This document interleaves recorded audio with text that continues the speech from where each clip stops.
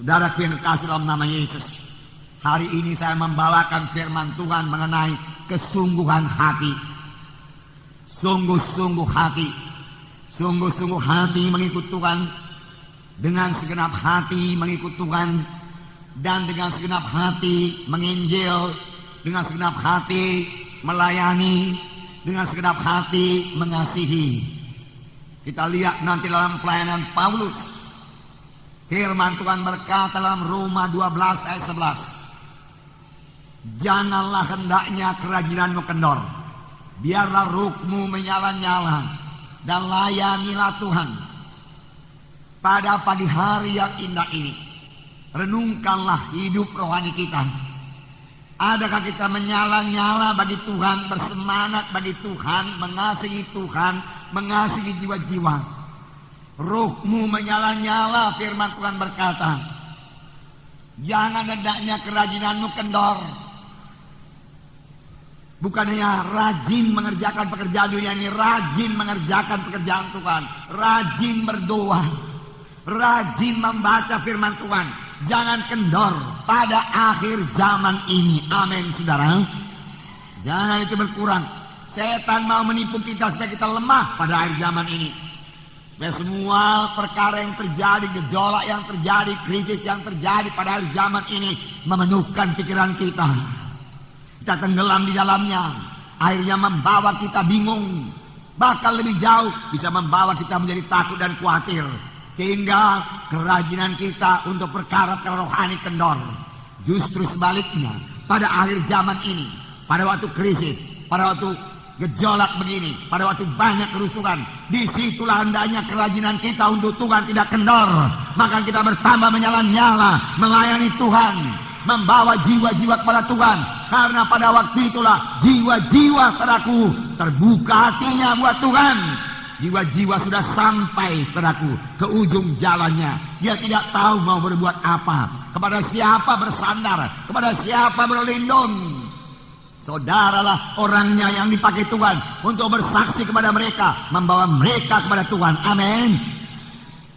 Saudara yang kekasih dalam nama Yesus, Paulus menulis surat kepada sidang Korintus dalam 1 Korintus 15 ayat 58. 1 Korintus 15 ayat 58. Karena itu saudara-saudara yang kekasih, berdirilah teguh, jangan goyang, giatlah selalu dalam pekerjaan Tuhan.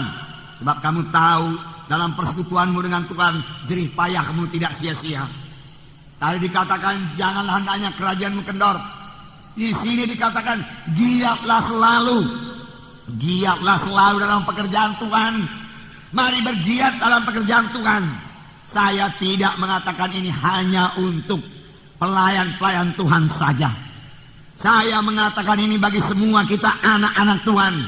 Karena semua kita harus ambil bagian padaku dalam mengerjakan pekerjaan Tuhan. Amin, saudara. Amin. Ya. Giat dalam pekerjaan Tuhan. Itu adalah pekerjaan yang kekal, yang hasilnya kekal, yang seturut dengan kehendak Tuhan. Apakah yang sudah saudara perbuat buat Tuhan? Apakah yang sudah saudara berikan buat Tuhan? Biarlah Roh Kudus bicara kepada hati saudara pada pagi hari ini. Sungguh-sungguh Tuhan Yesus sungguh-sungguh melayani. Dalam Yohanes pasal 4 ayat 34. Tuhan Yesus sungguh-sungguh melayani. Yohanes 4 ayat 34. Kata Yesus kepada mereka, makananku ialah melakukan kehendak Dia yang mengutus aku dan menyelesaikan pekerjaannya. Makananku, Tuhan Yesus berkata, ini dikatakan Tuhan Yesus pada waktu murid-murid membawa makanan kepadanya, makanan badani. Tapi ada makananku, kata Tuhan Yesus, yang memberi kekuatan kepadaku. Makanan memberi kekuatan, makanan memberi kesegaran. Makanan badani memberi kesegaran badani, makanan rohani memberi kesegaran rohani. Banyak anak-anak Tuhan tidak segar rohaninya, tidak kuat melayaninya, tidak kuat rohaninya. Mengapa? Karena dia tidak melayani. Tuhan Yesus berkata, makananku ialah melakukan kehendak Dia yang mengutus aku, melakukan kehendak Dia yang mengutus aku dan menyelesaikan pekerjaannya. Baik Tuhan Yesus, pada akhir hayatnya dia berkata, sudah genap, selesai pekerjaanku. Alangkah puasnya itu, saudaraku. Paulus pada akhir hayatnya dia berkata, aku sudah menyelesaikan perlombaan. Aku telah menyelesaikan peperanganku, pergumulanku, pelayananku. Akhirnya mahkota kemuliaan tersedia kepadaku. Bagaimana pekerjaan saya? Bagaimana pekerjaan saudara? Saudara, kita datang kepada Tuhan bukan hanya untuk menerima berkat keselamatan, berkat kesembuhan, berkat materi dan lain-lain sebagainya, saudaraku. Kita datang, saudaraku, kita diselamatkan dan kita lahir baru. Kita menjadi anak-anak Tuhan, anggota tubuh Kristus yang punya fungsi dalam tubuh Kristus, yang punya pelayanan dalam tubuh Kristus. Kita harus menyelesaikan pelayanan kita. Amin. Selesaikan. Dan ini perlu tindakan, bahkan tindakan yang berani, tindakan yang banyak kali dikatakan oleh orang dunia ini tidak masuk di akal. Mengapa pekerjaan yang begitu baik ditinggalkan? Mengapa dunia ditinggalkan? Kalau memang panggilan saudara untuk sepenuhnya melayani Tuhan, saya berkata kepada saudara, tidak usah bimbang. Tuhan menyertai saudara. Hari-hari yang indah, hari-hari yang menang menyertai, menunggu saudara. Hari-hari yang sukacita, hari bersorak-sorai menunggu saudara. Puji Tuhan. Sungguh. Tuhan hanya menerima yang sungguh-sungguh. Tidak ada separuh-separuh hati mengikut Tuhan. Tidak ada asal-asalan saja dalam pelayanan. Tuhan minta sungguh-sungguh. Ibrani 11 ayat 6, perhatikan. Ibrani 11 ayat 6. Di sini ada terdapat perkataan sungguh-sungguh. Tetapi tanpa iman tidak mungkin orang berkenan kepada Allah. Sebab barang siapa berpaling kepada Allah, ia harus percaya bahwa Allah ada dan bahwa Allah memberi upah kepada orang yang sungguh-sungguh mencari Dia. Segenap hati mencari Dia. Kepada siapa Tuhan memberi upah? Kepada siapa kesembuhan diberikan? Kepada siapa berkat diberikan? Kepada siapa urapan diberikan? Kepada siapa kuasa diberikan? Kepada orang yang sungguh-sungguh mencari Tuhan. Kepada orang yang sungguh-sungguh berdoa. Kepada orang yang sungguh-sungguh berseru kepada Tuhan. Amin. Tidak ada separuh hati dalam mengikut Tuhan, saudaraku. Tidak ada separuh hati, saudaraku, dalam melayani, saudaraku. Tidak ada. Harus dengan sungguh-sungguh. Saudara tahukah saudara bahwa saya seorang perempuan yang sakit 12 tahun yang tertulis dalam Markus pasal 5 itu adalah orang yang bersungguh-sungguh. 12 tahun dia sakit, saudaraku, dia bersungguh-sungguh mencari kesembuhan. Walaupun pada mulanya jalannya tidak benar, tetapi dia bersungguh-sungguh, bersemangat. Dia pergi ke dokter, bahkan dia pergi ke tabib, tetapi tidak sembuh-sembuh. Akhirnya uangnya habis semua, tetapi dia tidak menyerah. Dia berkata, bisa, aku bisa, aku sembuh, aku bisa, aku sembuh. Berapa orang yang berkata demikian pada yang sakit? Lihat kesembuhan saudara. Aku bisa, aku sembuh, dia katakan, saudaraku. Akhirnya dia mendengar berita-berita tentang Yesus. Pun masih ada halangan. Tapi dia berkata, bisa ku atasi halangan itu. Bisa ku tembus halangan itu. Kalau aku jamah jubah Yesus, aku mesti sembuh. Aku sembuh. Dia lihat kesembuhan. Bagaimana kita yang menginjil ini? Bagaimana saudara membawa jiwa-jiwa? Sedikit halangan menyerah, itu artinya tidak sungguh-sungguh. Mari datang ke gereja kami, sana ada mujizat Tuhan, kuasa Tuhan. Orang berkata, ada acara aku hari Minggu kok. Mundur. Kurang sungguh-sungguh. Saudara, ini akhir zaman, tantangan bertambah berat. Kalau kita saudara kurang bulat dalam tekad, kurang teguh dalam Tuhan, saudaraku, kurang bersungguh-sungguh, saudaraku, kita bukan hanya tidak berhasil membawa jiwa-jiwa kepada Tuhan, kita pun bisa rontok dari jalan Tuhan. Firman Tuhan berkata pada akhir zaman akan datang satu masa yang sukar. Daripada masa yang sukar, saudaraku, di mana pekerjaan setan bertambah-tambah merusak manusia ini. Saudara sudah lihat sendiri bagaimana dia merusak muda-mudi. Saudara, di situ juga anugerah Tuhan bertambah-tambah bagi yang sungguh-sungguh mencari Yesus. Bagi yang sungguh-sungguh mencari Yesus. Nah, saudara, kita harus bersungguh-sungguh. Perempuan yang sakit 12 tahun, dia lihat dia sembuh. Dia sungguh sembuh. Aku sembuh. Dia punya visi. Dia punya visi untuk sembuh. Adakah saudara lihat jiwa-jiwa saudara bawa kebaktian minggu? Tiap-tiap minggu bawa jiwa. Saudara dengar yang dari Australia itu seorang perempuan, seorang ibu, saudaraku, yang menyanyi di sini. Saudara, dia menyanyi dengan sungguh-sungguh. Saudara, saya menangis waktu dia menyanyi. Mengapa? Pertama, suaranya tidak begitu kuat. Yang kedua, suaranya tidak begitu bagus. Tetapi dia sungguh-sungguh. Dia menyanyi sampai terbungkuk-bungkuk. Saudaraku, bertobatlah, dia katakan. Kemudian saya tanya beberapa anak-anak celebration, dia juga menangis. Dan orang-orang bertobat. Mengapa? Karena kesungguhan hatinya. Karena dia sungguh-sungguh. Urapan Tuhan menyertai dia karena dia sungguh-sungguh. Dan hamba Tuhan di sana menyaksikan dalam 1 tahun dia membawa entah 100 atau 300 jiwa. 100 jiwa buat Tuhan. Satu orang bawa 100 jiwa kepada Tuhan. Saudaraku, yang 100 yang tinggal di gereja, saudaraku, untuk Tuhan. Boleh jadi dia bawa 300. 200, saudaraku, kurang dilayani. Atau menarik diri. Atau tidak mau. Tetapi dia sudah berhasil membawanya kepada gereja. Yang tinggal di gereja 100 orang.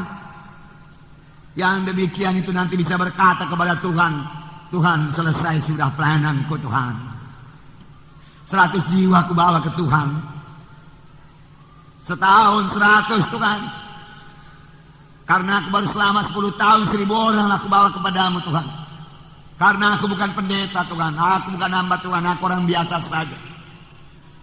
Bisa, amin. Bisa, amin. Bisa, amin.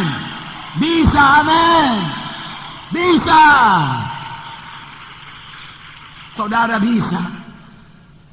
Tapi berapa orang yang mau? Berapa orang yang perhatikan? Berapa orang yang mau berkeringat? Berapa orang yang mau berkorban? Apa saudara cari di dunia ini saudara tidak bawa ke surga dan tidak kekal adanya, saudara. Tetapi yang saudara cari jiwa-jiwa, apabila saudara cari jiwa-jiwa yang terhilang itu kekal. Mereka juga sangat berterima kasih. Saudaraku di sini, saudara kita dari Amerika, saudara kita Bill ini, saudaraku dia bersaksi di Jalan Hasanuddin hari Jumat. Saudara tahu, hatinya hampa pada waktu itu. Dia tidak tahu mau berbuat apa. Dia berdoa kepada Tuhan, Tuhan berikan aku seorang teman yang bisa menghibur aku. Akhirnya dia jumpa dengan seorang Kristen. Dan orang Kristen ini mengajaknya ke gereja. Beberapa kali dia datang ke gereja, beberapa kali dia datang ke gereja. Lama-lama dia ikut altar call. Dan dia diselamatkan, saudaraku. Dan dia ada di sini sekarang. Mengapa? Karena satu orang, saudaraku, mau menyangkal dirinya, memanggil dia datang ke gereja untuk menerima Yesus sebagai Tuhan dan Juru Selamat. Pada mulanya dia tidak percaya Yesus. Dia percaya Tuhan saja, dia katakan yang menciptakan langit bumi. Tetapi karena satu orang yang bersaksi kepadanya, mari ke gereja, dan dia bawa ke gereja, dia selamat dan menyerahkan hidupnya untuk melayani Tuhan. Amin. Di mana yang lain lagi? Mari kita semua bergerak. Saudara, mari kita semua bergerak. Saudara, saya bacakan Kisah 19. Mari kita baca sama-sama ayat 1 sampai 11. Mudah-mudahan kita bisa selesaikan firman Tuhan ini. Paulus, Kisah 19 ayat 1 sampai 11. Saya baca satu ayat, berapa satu ayat. Mari kita mulai. Dapat saudara, Kisah 19 ayat 1 sampai 11. Ketika Paulus masih di Korintus, Paulus menjelajahi daerah-daerah pedalaman sampai tiba di Efesus. Di situ didapatinya beberapa orang murid.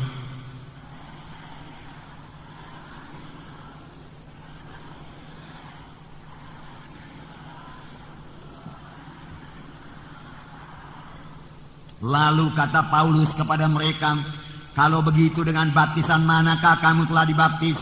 Jawab mereka, "Dengan baptisan Yohanes."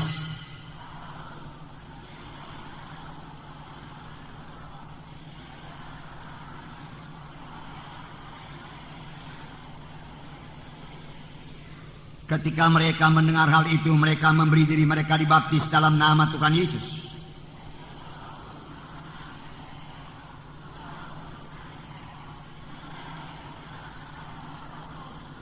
Jumlah mereka adalah kira-kira 12 orang.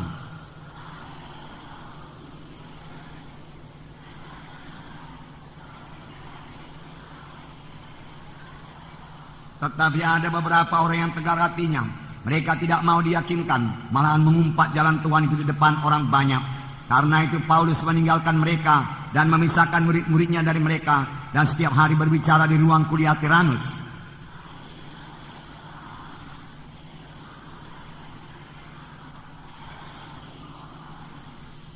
Oleh Paulus Allah mengadakan mujizat-mujizat yang luar biasa yang pernah dipakai oleh Paulus, dan meletakkannya atas orang-orang sakit, maka lenyaplah penyakit mereka dan keluarlah roh-roh jahat. Saudara, yang pertama sekali saya mau menunjukkan kepada saudara bahwasanya Paulus menginjil dengan sungguh-sungguh, dengan segenap nanti. Dia mengabarkan Injil, dia mencari jiwa-jiwa, dia pergi, dia bergerak, dia tidak tinggal di rumah, dia tidak menunggu. Di sini dikatakan padaku, pada waktu Apolos masih di Korintus, Paulus sudah menjelajah daerah-daerah pedalaman dan tiba di Efesus. Efesus ini adalah di Asia, di Turki sekarang ini. Dia menjelajah, berarti dia berjalan kaki atau boleh jadi naik kuda, naik keledai, saya nggak tahu lah, saudaraku, tapi dia menjelajah. Yang pasti, saudaraku, itu kerja keras. Untuk apa dia menjelajah? Melihat pemandangan yang indah kah? Untuk menjual kemahnya kah? Tidak. Saudaraku, dia menjelajah mencari jiwa-jiwa. Dia menjelajah untuk mengabarkan Injil. Dia menjelajah untuk bersaksi. Saudaraku, dia bergerak. Dan itu bukan pekerjaan yang mudah. Oleh karena pada waktu itu tidak ada pengangkutan seperti sekarang ini.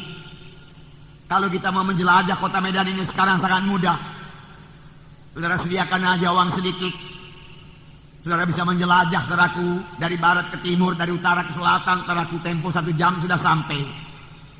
Dan saudara bisa mengunjungi jiwa-jiwa.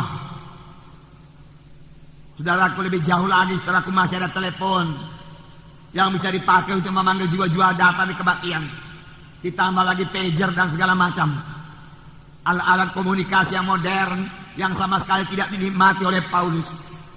Saya bisa membayangkan Paulus, bagaimana Paulus berkhotbah di Bukit Mars, di depan majelis Areopagus. Tidak ada sound system seperti ini, tidak ada musik. Paulus dengan tubuh yang kecil, saudaraku, bicara dengan sekuat-kuat tenaganya. Bahkan waktu dia, saudaraku, berada di Korintus, dia berada dalam keadaan gemetar dan takut amat sangat, dia katakan. Tetapi dia tidak pernah berhenti menginjil. Bagaimanakah kita ini, saudaraku, bagaimana kita ini? Saudaraku, waktu tinggal sedikit ini akhir daripada akhir zaman, saudara. Apakah jadinya, saudaraku? Sekiranya Paulus tidak berangkat, dia tidak akan bertemu dengan 12 orang murid. Baptisan air tidak akan jadi kepada 12 orang murid ini, padahal baptisan air sangat dibutuhkan, sangat perlu. Karena barang siapa yang percaya dan dibaptiskan akan diselamatkan. Firman Tuhan berkata, tanda saudara percaya kepada Tuhan Yesus, saudara memberi diri setelah dibaptis. Saudara janganlah berpegang pada tradisi. Orang-orang di luar berkata baptis 2 kali, baptis 2 kali. Yang mana yang baptis 2 kali ini? Apa sih maksudnya baptis 2 kali? Sudahkah kita menerima berkat daripada baptisan air? Baptizo, diselamkan untuk menanamkan manusia lama ini. Hidup saya berubah setelah saya dibaptiskan, saudaraku. Saya penuh dengan Roh Kudus, saudara. Kemudian Tuhan memberikan kerinduan kasih dalam hati saya, dan saya mengasihi jiwa-jiwa yang seorang pun tidak mengerti. Kemudian saya berangkat ke desa-desa untuk melayani jiwa-jiwa. Bahkan setelah saya dibaptiskan Roh Kudus, saya berani ke desa-desa pun.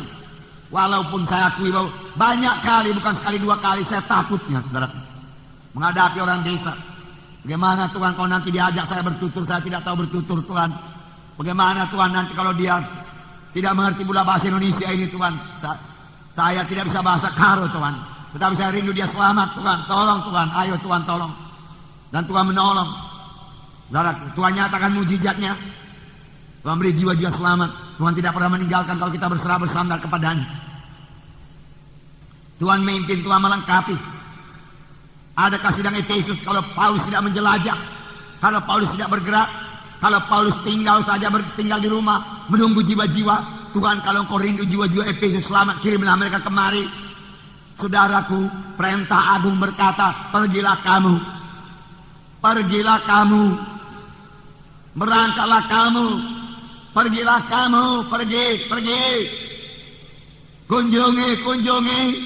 Datangi. Kita yang mendatangi.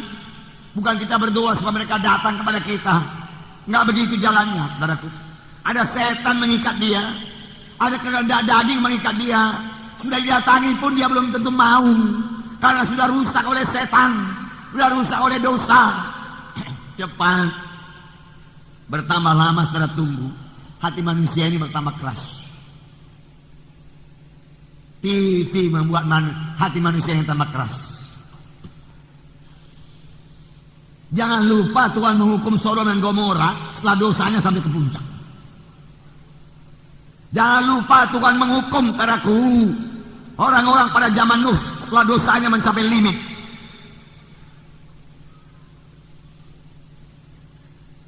Rusak. Ya jangan sampailah saudaraku.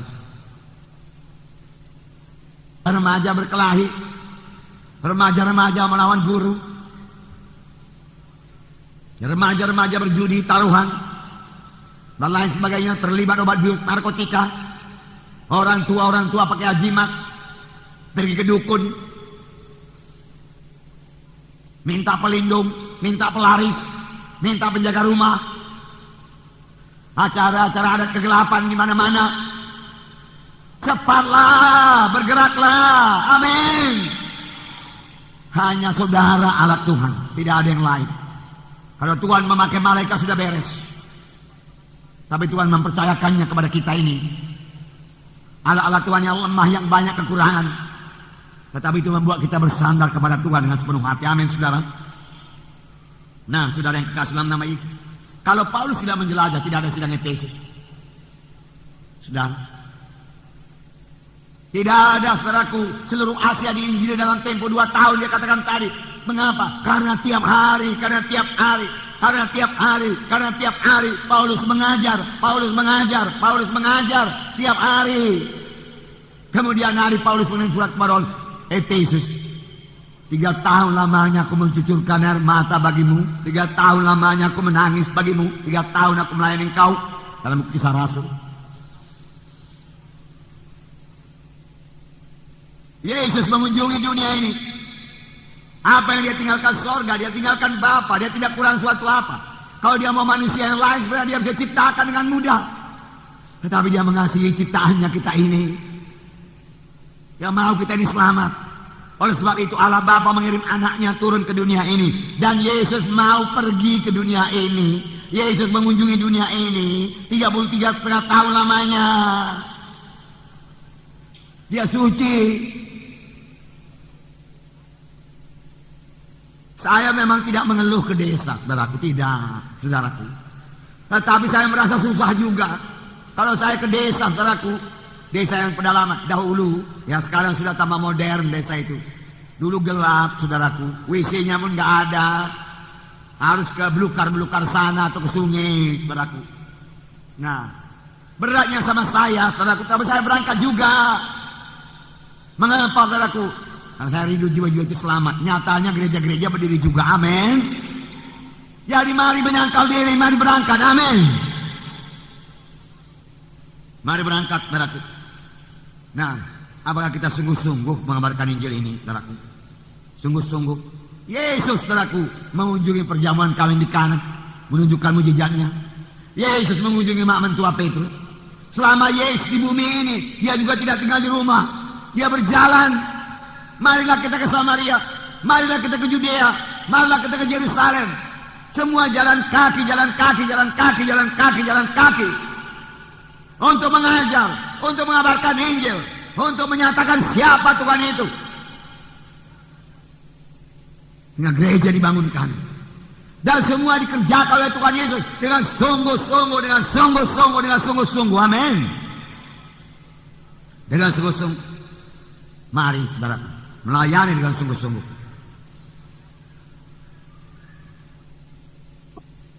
Tuhan Yesus bahkan mengunjungi Sakeus.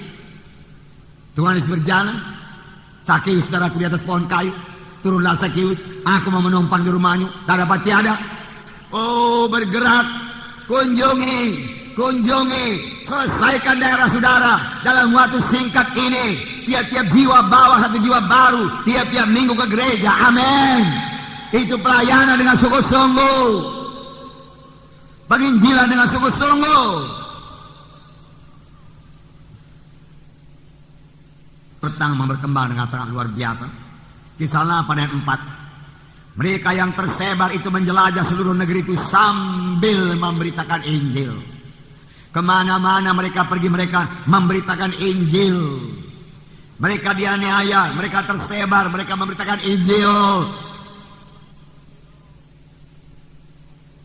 Dan Filipus pergi ke suatu kota di Samaria dan memberitakan Mesias kepada orang-orang di situ. Ketika orang banyak itu mendengar pemberitaan Filipus dan melihat tanda-tanda yang diadakannya, mereka semua dengan bulat hati menerima apa yang diberitakannya itu. Sebab dari banyak orang yang kerasukan roh jahat, keluarlah roh-roh itu sambil berseru dengan suara keras.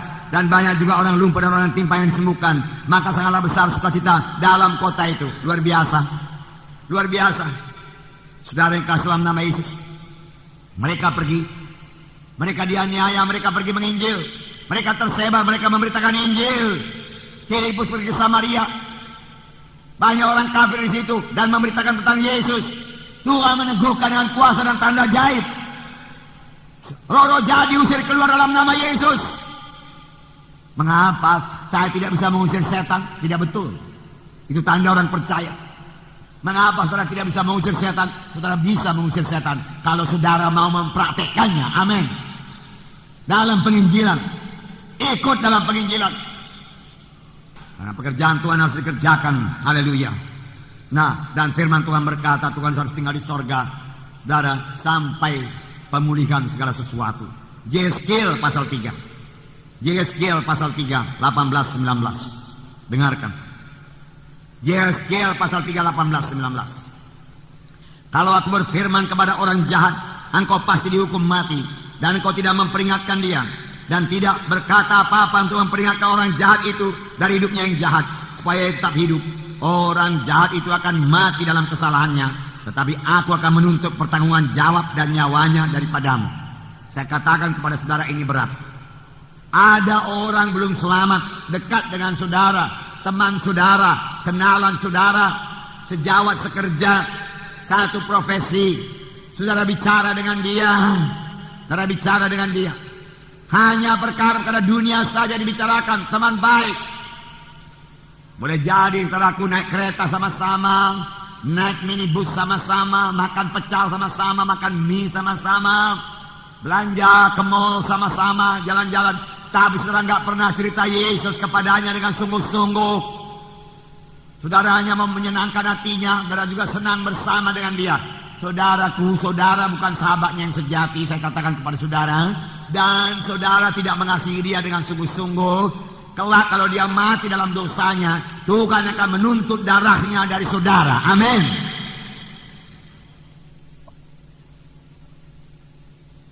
Kalau menurut satu nyanyian, saudara, satu kali kelak masih ada pertemuan sedikit, dia katakan. Entah ini benar atau tidak. Saya lihat dalam satu fragmen di video yang datang dari Australia. Lalu orang yang tidak selamat itu berkata kepada kenalannya, kenapa engkau tidak ceritakan kepadaku tentang Yesus? Why didn't you tell me about Jesus?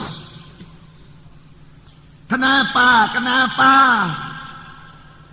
Tiap hari sama, makan sama, tapi nggak mau cerita tentang Yesus. Cerita dunia yang lain lancar semua. Tapi Yesus nggak diceritakan. Kenapa? Karena takut nanti dia marah, nanti dia gak senang sama aku, agamanya lain, dan lain sebagainya. Ceritakan dengan mengasihi dia. Ceritakan tentang Yesus. Bawa berita-berita tentang Yesus. Amin. Bawa berita-berita tentang Yesus. Darahnya kutuntut daripadamu, Tuhan berkata. Tapi apabila engkau sudah memperingatkan orang jahat itu dan ia tidak mau berbalik, tidak mau bertobat, ia akan mati dalam dosanya. Tetapi engkau menyelamatkan nyawamu. Tidak aku tuntut lagi, Tuhan berkata. Ayo bicara. Amin. Haleluya. Jadi yang pertama, menginjil dengan sungguh-sungguh. Mengabarkan Injil dengan sungguh-sungguh. Jangan ada yang malu lagi. Jangan ada yang takut lagi. Kasih yang sempurna menghilangkan ketakutan. Tuhan tidak memberikan pada kita roh ketakutan. Roh Kudus memberikan kita keberanian. Roh Kudus memberikan kita kuasa. Roh Kudus memberikan kita urapan. Amin. Saudaraku, yang kedua, Paulus melakukan follow up dengan sungguh-sungguh, genap hati. Paulus melakukan follow up dengan sungguh-sungguh, dengan sepenuh hati. Sudahkah kamu menerima Roh Kudus tatkala kamu percaya? Paulus sangat memperhatikan jiwa-jiwa. Walaupun jumlahnya 12 orang. Gedung ini besar. Ayo saudara bawa. Mau bikin 3 kali sini kebaktian, 4 kali sini kebaktian. Saudaraku, saya akan melayani, saudaraku. Tuhan punya anugerah kepada saya untuk melayani demikian. Tuhan berikan kekuatan kepada saya dan hamba-hamba Tuhan yang lain masih banyak di sini. Dan akan dibangkitkan Tuhan lagi hamba-hamba Tuhan yang lain. Mari bawa jiwa. Paulus 12 orang saja dia layani dengan sungguh-sungguh. Kita 351 jiwa. Saudaraku, itu jiwa yang banyak, saudaraku. Itu satu gereja. Itu satu gereja. Itu 2 gereja. Saudaraku, itu 5 gereja di desa-desa. Masa 5 gereja hilang pas demikian aja dalam satu minggu. Saudaraku, ini membuat kita menangis, saudaraku. 351 jiwa yang sudah selamat. Yang di sini dia menyeru nama Yesus. Tuhanku, terima Engkau sebagai Tuhan dan Juru Selamatku. Kemudian karena kurang pelayanan kita, kurang perkunjungan kita, dia hilang lagi. Saudara berkata, sudah saya suruhnya datang di kebaktian. Dia enggak mau. Saya mau mengatakan kepada saudara, bahwasanya mereka itu bayi, baby. Bayi rohani. Ditelantarkan begitu. Pasti mati, saudaraku, pasti mati. Kalau tidak ada yang merawat bayi itu pasti mati. Gereja yang kadang-kadang minim sekali memiliki pikiran yang rohani. Bayi-bayi rohani. Besok datang kebaktian minggu ya. Hari Minggu datang kebaktian Minggu, hari Rabu datang kebaktian KKS. Datangnya. Iya, dia katakan. Dia pikir pun dia bisa datang. Tapi dia tidak tahu ada setan menghalangi. Dan anak-anak Tuhan diam. Kenapa dia nggak datang? Dia perlu saudara untuk mengunjungi dia. Dia bayi-bayi rohani. Bagaimana dia bisa datang? Follow up sangat penting. Ada satu gereja, saya baca di buku rohani, banyak juga jiwa-jiwa selamat seperti itu. Tetapi dia tidak mengadakan follow up. Hanya mengatakan datang ya, minggu depan datang. Hasilnya gereja itu tidak mengalami pertumbuhan sama sekali. Tidak ada pertumbuhan. Tetapi kemudian mereka sadar dan mereka melaksanakan follow up. Mereka mengunjungi, mereka bawa kepada kebaktian, mereka bawa lagi kebaktian kelompok sel, mereka berkorban, mereka tanggung ongkosnya.